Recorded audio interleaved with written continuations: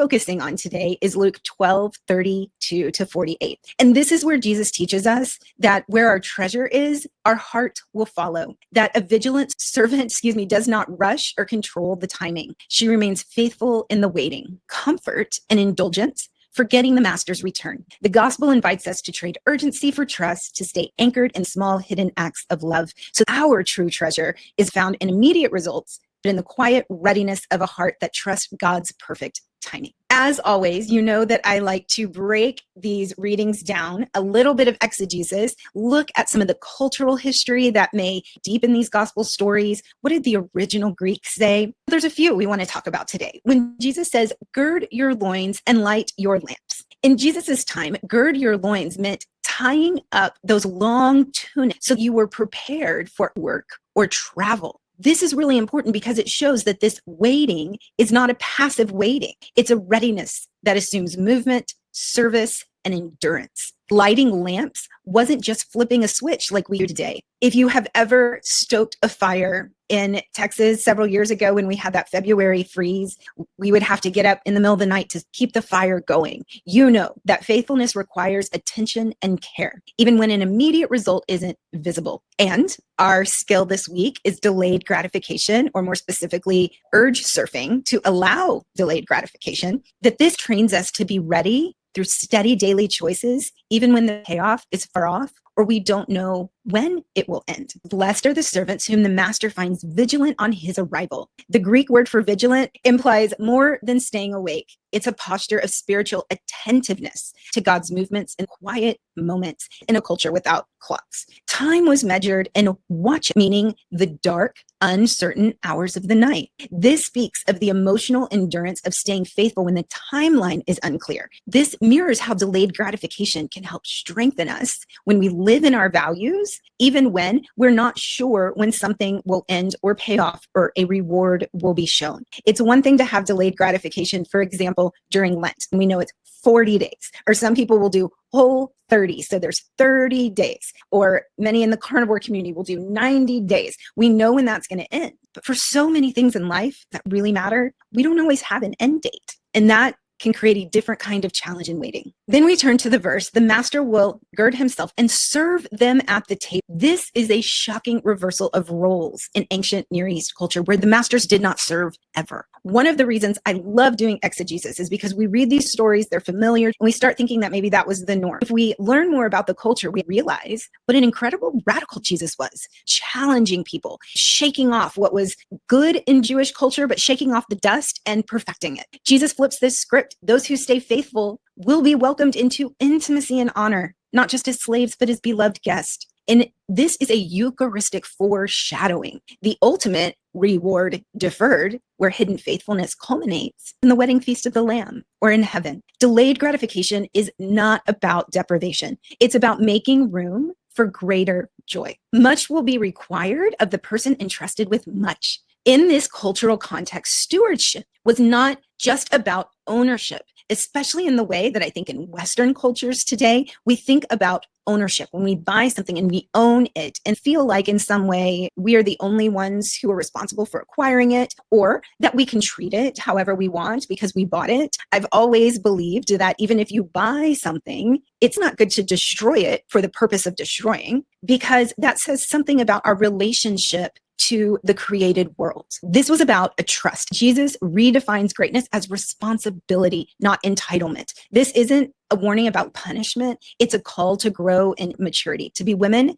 who lead ourselves. Take a moment and remember and pin that word lead. We will talk about that soon when we talk about internal family systems, self-leadership, but women who can lead ourselves well, even when no one's watching. I also call that integrity, doing what's right, doing what makes us proud of ourselves, not proud in a sinful way, but in a self-ownership way. Psychologically, this is the foundation of self-regulation, choosing what's right because it aligns with who you are. When our actions don't align with our values, something's off. We can be cranky, a little off center. We can be more easily angered or frustrated. That's good because it means your conscience is intact. But all of us who've been Catholic for more than 5 minutes understand that when those things happen, we know we need to head to confession and everything resets. We feel more regulated in our nervous system and we're able to make better choices. So that's one of the benefits of confession. If you'd like to know more about the neurobiology, the neurochemistry of what happens in confession and absolution, I did a video on that early on, and I will make sure that I put that in a link. So if you haven't seen it yet,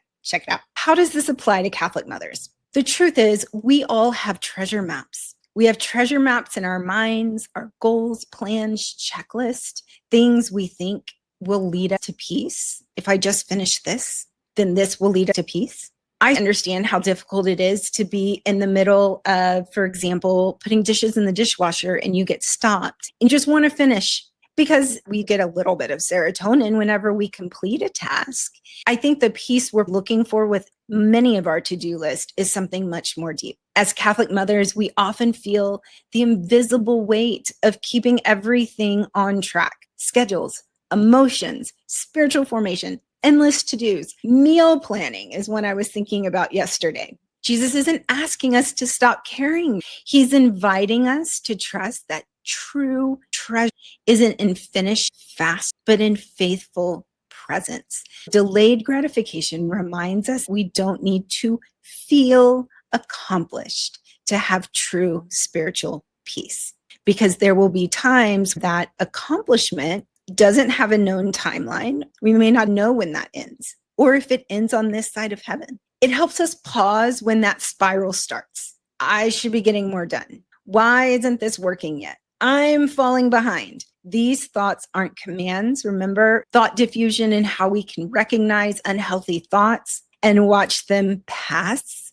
like clouds, like weather.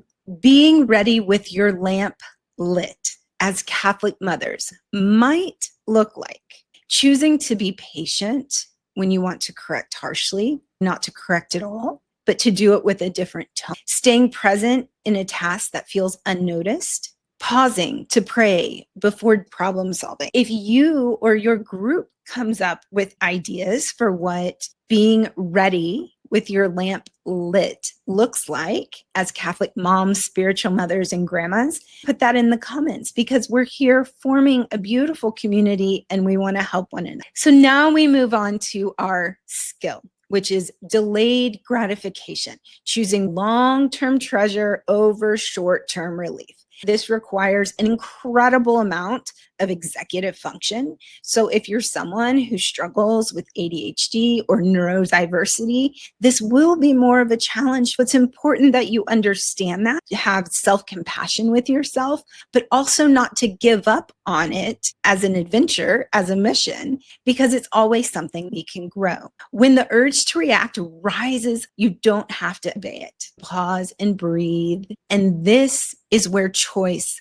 lies, where we can choose virtue in that space, even when immediate results feel out of reach. From a psychological point of view, what is delayed gratification? It is a self-regulation skill that strengthens your ability to choose long-term values over momentary comfort. If you've never thought about delayed gratification as linked with self-regulation or nervous system regulation, I'd like to challenge you. Many times when we attempt a task that requires delayed gratification and fall short, for example, if you've tried to break up with sugar or carbs and you go back to it, usually it's not because you have failed. I work with many clients on health journeys. I don't like the term weight loss journeys. I like health journeys because that can look very different for different people. As a therapist, it's never my job to tell people what they need to be eating or what plan is right for their body. That's not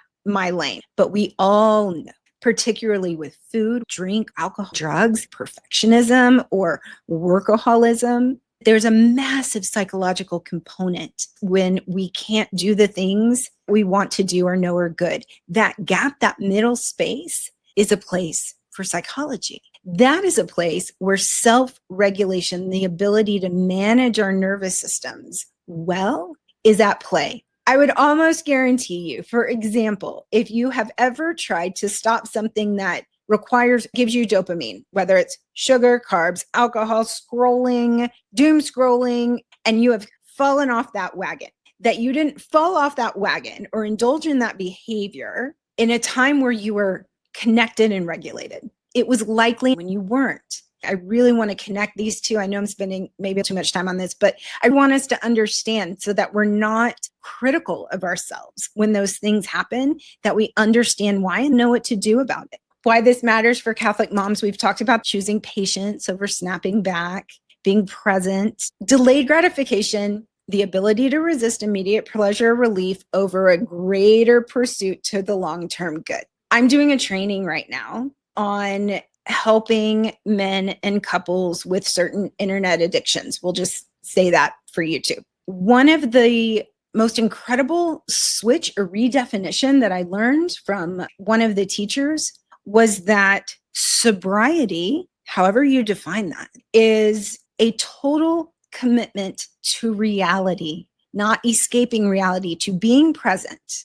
That mental health is a total and absolute commitment to being present in reality and not trying to escape it. Whereas addiction, whatever that may look like for someone, is escaping reality or being present in the moment at any cost, sometimes even till death. So I think that's a very interesting interplay here. The cornerstone of emotional maturity and self-regulation shows up in the ability to delay gratification. You haven't heard about the marshmallow test. I learned about this and I believe it was like 101. Fascinating. They found that kids who could wait for a bigger reward. So what they did, I'll put a link if I can find one. They brought kids into a room and they said, here's a marshmallow.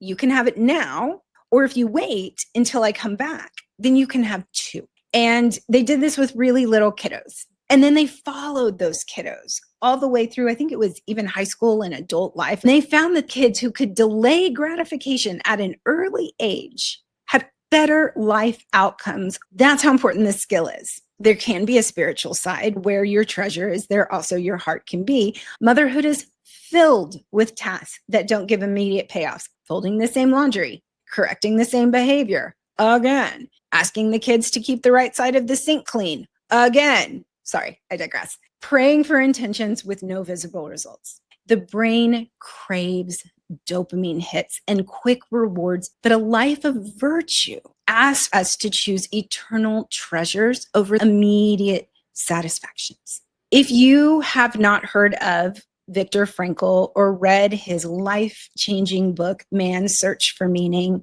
put that on your list. When you have an urge to react, to yell, to quit, to escape, to rush, to get some maybe unhealthy relief, you have a sacred pause that's available. And in fact, Viktor Frankl, one of his most famous, although I would say he's probably got a laundry list of famous sayings, he says that in the space between stimulus and response, there is a space. And in that space is our power to choose our response to any situation. I get DMs from you guys. I know we have people from over 100 countries in incredibly difficult, painful situations. If it feels trite to hear there's a space where I can choose, Viktor certainly has, because he was a prisoner at Auschwitz. And he knew that even there was so much he couldn't choose, but the one true freedom was his response. Delayed gratification happens in that space. Repeated small choices shape the heart. Virtue is a habit. Neuroscience shows repeated choices strengthen neural pathways. So hard as it is to delay this urge or not indulge in XYZ thing, it will get easier because every neural process, we think a thought, we say a thing, it actually primes the brain and makes it more easy for that thought to happen next time, which can be great if we're doing gratitude and positive affirmations. It can be bad. You can see how this could create really stuck loops with anxiety or depression. Every time you choose to pause, stay faithful to that long-term good, you are rewiring your brain towards virtue. So much of virtue formation is brain change. That doesn't mean that's not virtuous, but brain change is the means by which virtue happens. The Catechism reminds us virtue is a habitual, firm disposition to the good. How to practice delayed gratification? Name the urge. Just call it out. Making the invisible visible is a key component of theology of the body and of therapy and of mental health. I feel like quitting right now. I would like to eat that donut right now. Pause and breathe. Give yourself 10 seconds before acting. Visualize the treasure. What's the long-term virtue? What does it look like, feel like, smell like, sound like? Can you feel yourself in that place? That helps make it this invisible concept of success, whatever that means, and the future. And when you make it more visible using imagination, it helps for it to be more real and alive. And then offering it up in the correct way of offering it up, which means choosing consciously to turn the discomfort into a prayerful offering. Give meaning to that struggle. Then small rewards later. Plan a healthy reward after perseverance, like prayer time, quiet, etc. If you are also someone who, for mental or physical health reasons, is avoiding sugar or carbs, I suggest writing an entire list of things that you find sweet, not food, but experiences, and have those ready. I want to teach you a very specific skill. A lot of people, addiction treatment or 12 steps talk about this. We all experience urges. And if you remember a few Monday mornings ago, we talked about we have an emotion and each emotion has an action urge with it, because emotions give us information about the environment and give us energy to act. Delaying gratification sounds great, but how do we put the rubber to the road? And you know that here, the Catholic Counseling Institute, we want to give you real tools for real life. So urge surfing is that tool. Urge surfing is a mindfulness skill, properly understood mindfulness, that helps you ride out the wave of strong emotion or impulse without acting on them. Instead of fighting the urge, which some call white knuckling. In A, they talk about white knuckling sobriety. Yeah, that basically someone has, but they haven't done the work. So it's this constant fight and struggle. They're just kind of holding their breath through it. Picture it like a wave, cresting, crashing, and falling. Steps to surf this urge wave. Notice the urge. I feel the urge to yell, escape, fix something, or perform in a relationship. Name the wave. This is frustration and it is rising. And then we breathe and balance. Remember that, much like surfers, one of the most powerful tools we have to balance our nervous system is our breath. Stay present. If we define mental health as a commitment to stay present to reality, let the wave pass. The urge will peak and fall naturally. On the other side, you have more freedom to choose virtue. When we are an urge wave, it can feel like forever. It can feel, if I do not eat this donut now, I'm going to carry that forever. But most emotional urges peak and pass within 90 seconds. If you don't fuel them, you aren't aligning with that urge and giving yourself reasons why it's a good idea to act on it. 0 to 30 seconds, the urge will rise. That is the worst of it. It's a lot like labor, right? 30 to 60 seconds, it reaches peak intensity, and then 60 to 90 seconds, it will start to fall. And if we engage in the urge, like ruminating, reacting, venting, then we re-trigger the cycle, but we also strengthen that neural pathway.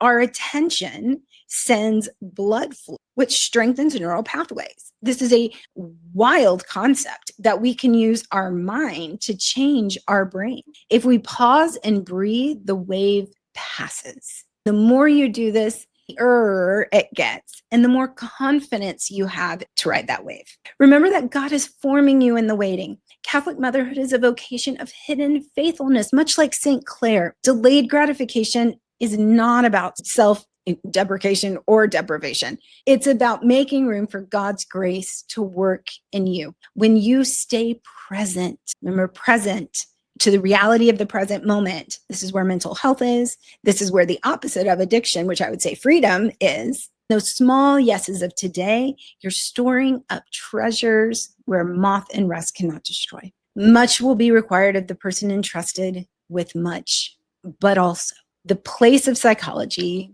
neuroscience, understanding how these things work, how virtue is formed, what's involved with the brain. Some people aren't interested and don't need it. For me, it's always been super helpful to understand how these integrate. And this is what I'm trying to do.